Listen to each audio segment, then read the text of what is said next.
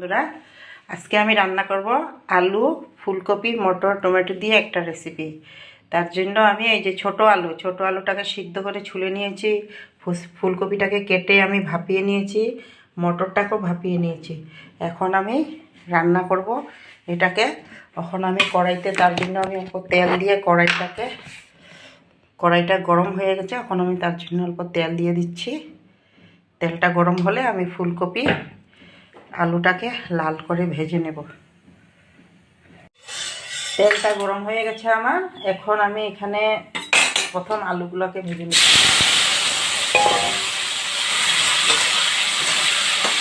আলুটা অল্প করে হলুদ দিয়ে দেবো, আলুটার সঙ্গে আবার ফুলকপিটাও দিয়ে দেবো।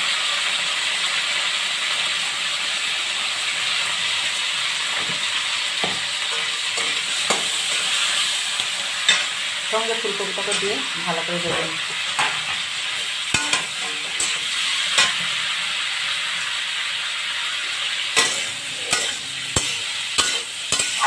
এটা একটু লাল করে ভেজে নিই, তারপরে রান্নাটা করব।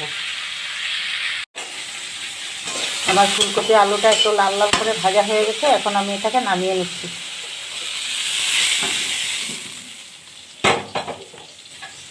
এখন কড়াইতে আবার তেল দিয়ে দেবো অল্প। কড়াইতে দিয়ে দিচ্ছি অল্প সরষের তেল।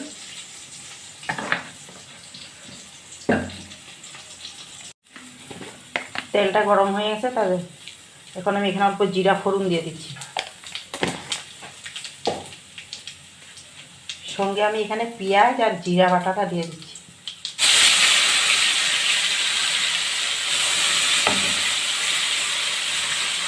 পেঁয়াজটা দিয়ে অল্প জল দিয়ে দিচ্ছি।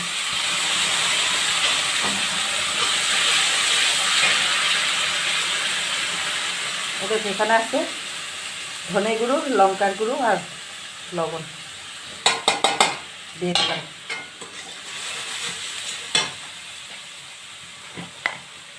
অল্প হলুদ দিয়ে দিলাম। এখন মশলাটাকে আমি ভালো করে কষিয়ে নেব।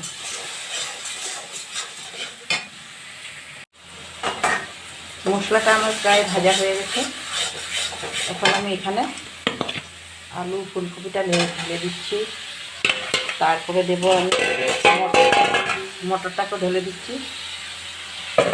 দিয়ে এখন মশলাটাকে একটু ভালো করে কষিয়ে নিই।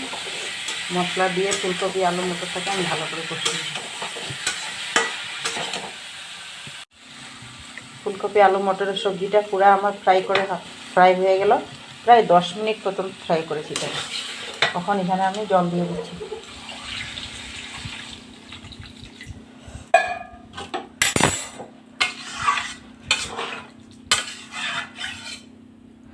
এখন এখানে অল্প টমেটো দিয়ে দিচ্ছি।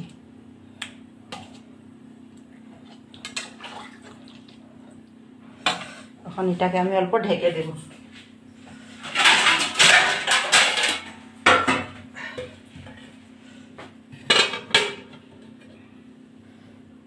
সবজিটা হওয়ার পরে আমি নামিয়ে নেব। সবজিটা আমার হয়ে গেল। এখন একটু আমি গরম মশলা দিয়ে এটাকে নামিয়ে নেব। এই যে আমি এখন একটু গরম মশলা দিয়েছি।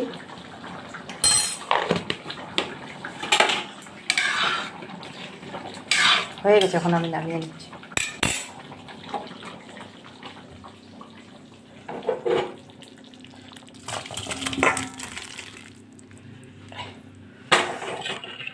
এই যে সবজিটা হয়ে গেল।